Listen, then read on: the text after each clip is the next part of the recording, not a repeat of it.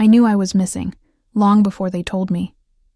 It started with the texts I didn't get, the plans I wasn't looped into, the excited whispers in group chats that stopped when I opened the thread. Maya's birthday was coming up.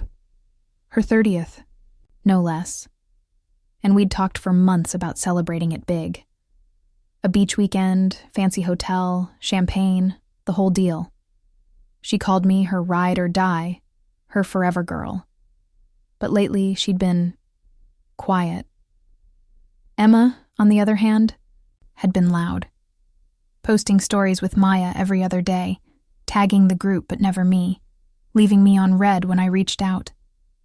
My stomach twisted every time I saw their faces glowing on Instagram, laughing at some inside joke I was no longer part of.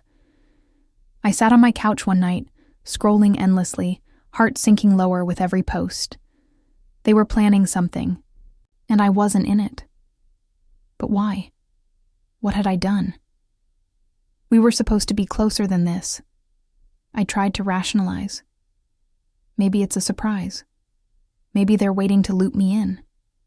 Maybe I'm overthinking. But deep down I knew. I'd felt the shift for weeks. The way Maya's replies got shorter. The way plans kept shifting. The way Emma steered every conversation away from me. The tipping point came when I called Maya, voice shaking slightly. "Hey, are we still doing the birthday weekend?" There was a pause, a breath too long before she chirped.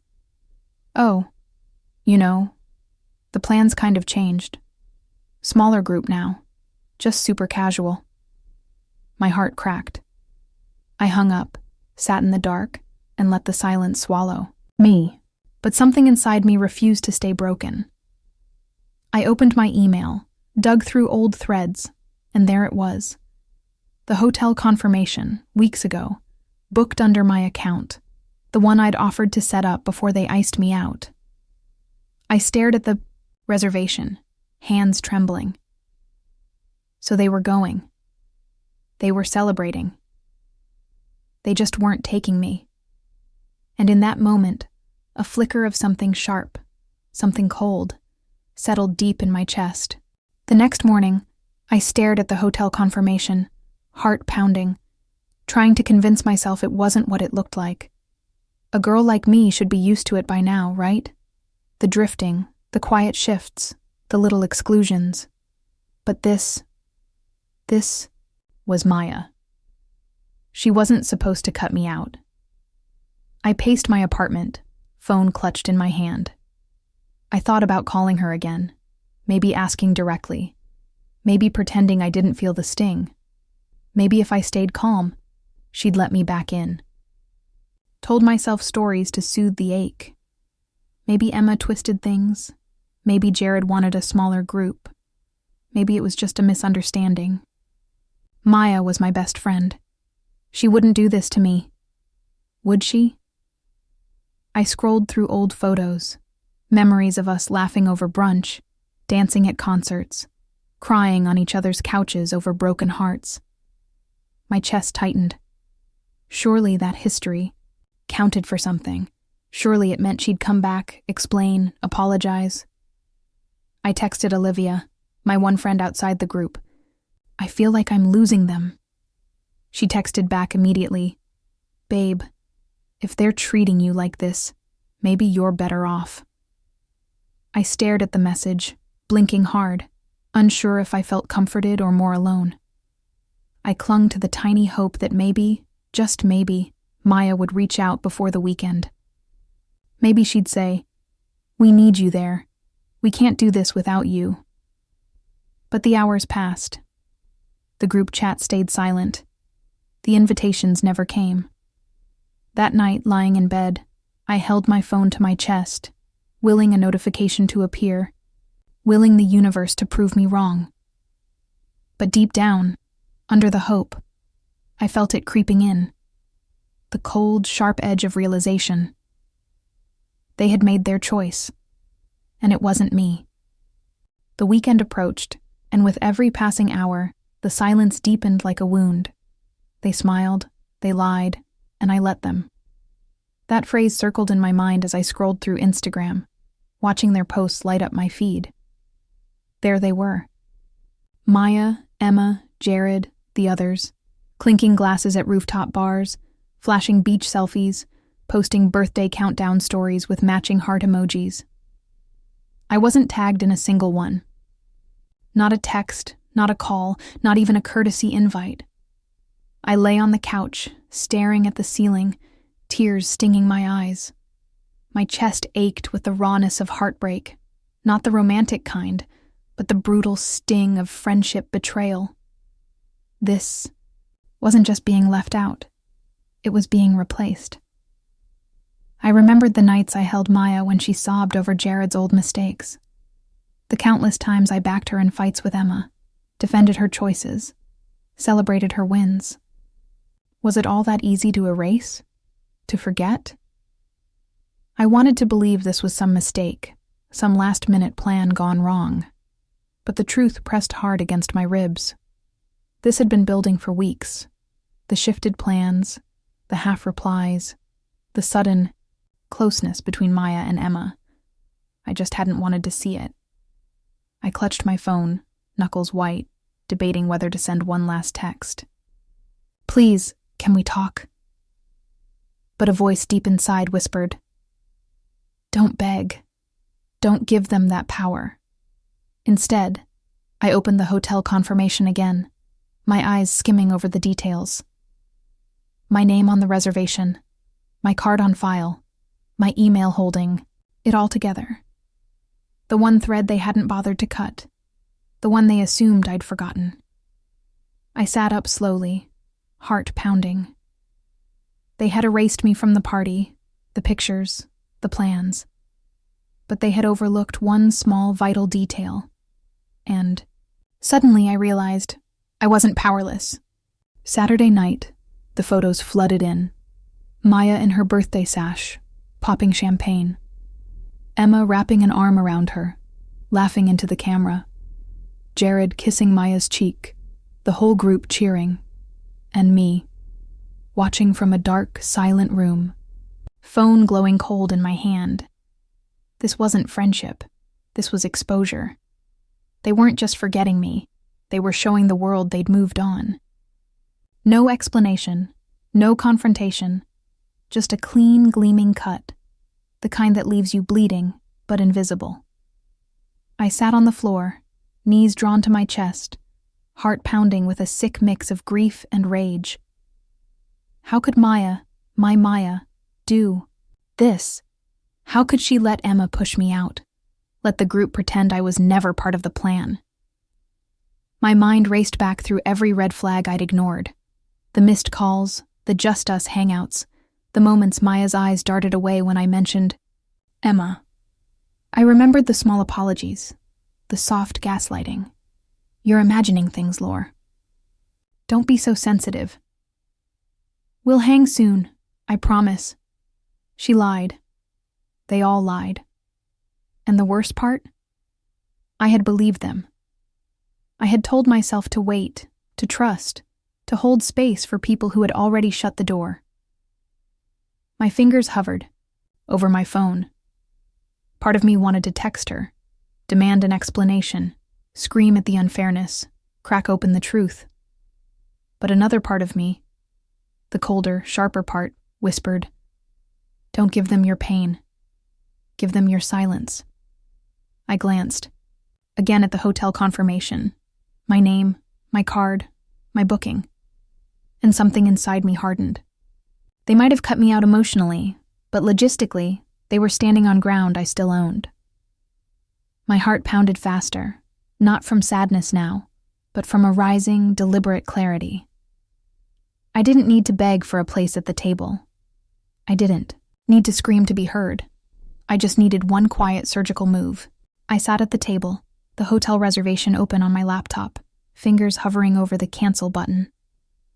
My hands trembled, but not with fear, with rage. Pure, clean, electric rage. They pushed me out, but they didn't erase me.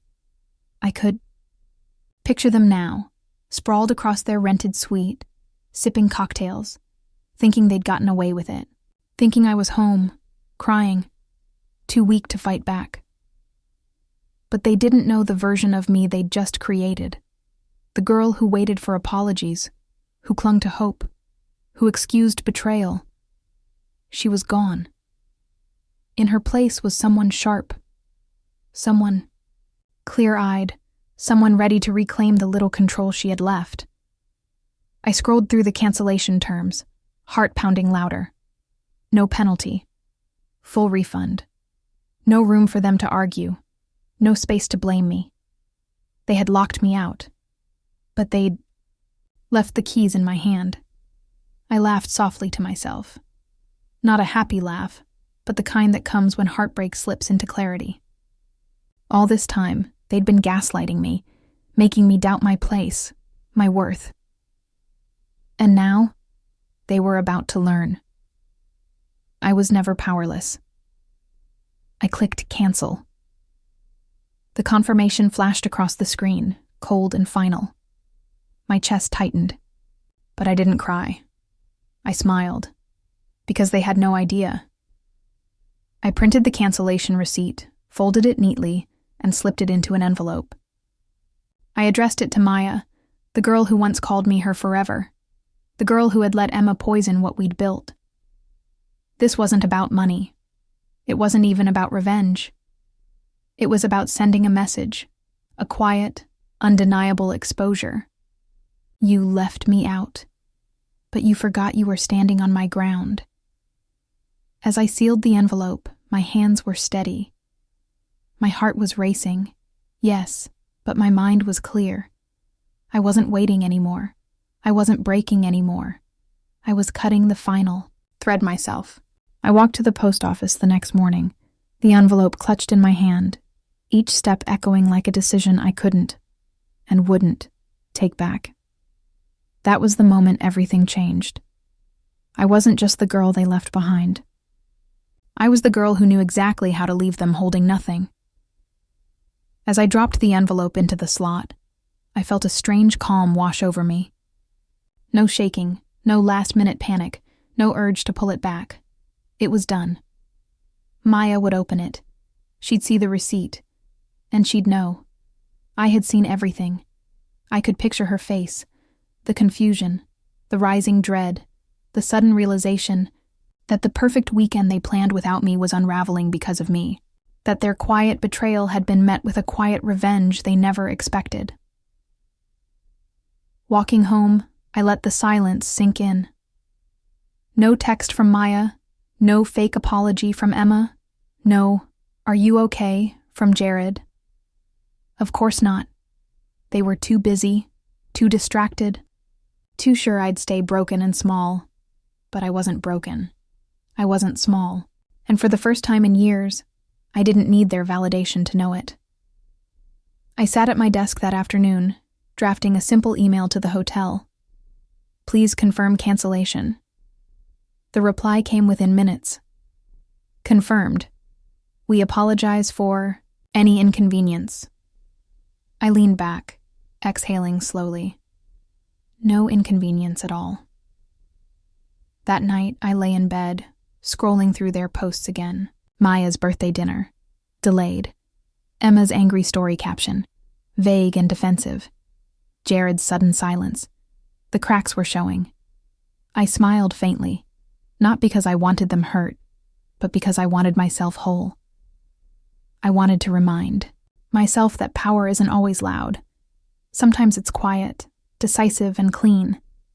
They thought they'd left me in the shadows, but they'd only left me with the space to reclaim myself. And once I saw that, I knew. I didn't need them anymore. The next evening, I sat at my window, sipping tea, watching the streetlights flicker on. My phone buzzed. A message from Maya.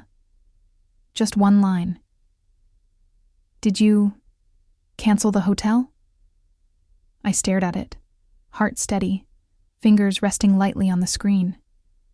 I just smiled, because they had no idea. I didn't reply. I didn't need to. The mailed receipt had done all the talking. She knew. She knew I knew. And for the first time in years, Maya was the one left scrambling, not me. Emma posted a vague story. Some people can't handle not being the center. I laughed softly, shaking my head. It was funny. How easily they played the victim. How quickly they twisted the narrative, even as they stood in the ruins of their own betrayal. I got another text, this time from Jared. "Hey, can we talk?" I ignored it. Let them sit with the consequences. Let them feel what I had felt. The isolation, the confusion, the quiet sting of being erased. This wasn't about pettiness. It was about balance.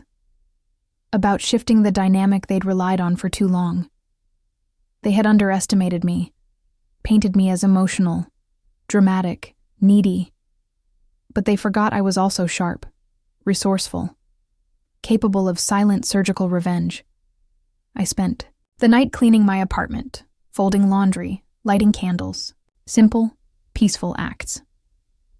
The weight that had pressed on my chest for weeks was lifting, replaced by something lighter, freer. Olivia texted, "Did you do it?" I sent back just a smiley face. She replied, "Proud of you." And for the first time, I let myself feel proud too. I walked past my mirror, caught a glimpse of myself, and paused. Not the broken girl they'd tried to make me, not the desperate friend waiting for scraps of attention, but someone stronger, sharper, still standing. They thought cutting me out would shrink me, but they were wrong. It expanded me. And as I crawled into bed that night, I whispered softly to myself, "You did it, Lauren. You walked through the fire and you came out whole." I woke up the next morning to a quiet I hadn't felt in weeks. Not the kind that aches, but the kind that settles, the kind that feels like peace. I walked away and mailed back the pieces they broke. Maya's texts sat unread on my phone, little gray bubbles pleading for a response. Emma's stories flickered out, growing quieter by the hour. Jared had gone completely silent. I smiled faintly, sipping my coffee, feeling the strange, sweet power of absence. I thought back to the version of me just days ago, sitting alone, scrolling, heartbreaking over every exclusion. I had wanted so badly to belong, to matter, to stay. But now, I didn't need to be part of something that had already decided to leave me behind. I packed up the last traces of them from my space, photos, gifts, old notes, and tucked them away. Not out of anger, but out of clarity. I didn't need daily reminders of a friendship that had frayed into emotional abuse, gaslighting, and manipulation. Olivia and I met for lunch that afternoon. She hugged me tightly, whispering, "You look lighter." And I realized I was lighter, not because I'd hurt them, but because I had finally, fully chosen myself. There was no grand confrontation, no dramatic falling out, no messy screaming match. Just a quiet, clean break. And sometimes, that's the sharpest, most unforgettable kind of revenge. I sat on my balcony that evening, watching the sky darken, feeling the cool breeze brush against my skin. For the first time, I didn't wonder what they were doing, or if they missed me, or if they'd ever apologize. I realized I didn't need their apology. I didn't need their guilt. I didn't need their validation. All I needed was this: the strength to walk away, the clarity to let go, and the peace of knowing I had survived the heartbreak they never expected me to rise from. They excluded me. They underestimated me. But in the end, I was the one who mailed back the receipt and walked into a life entirely beautifully my own.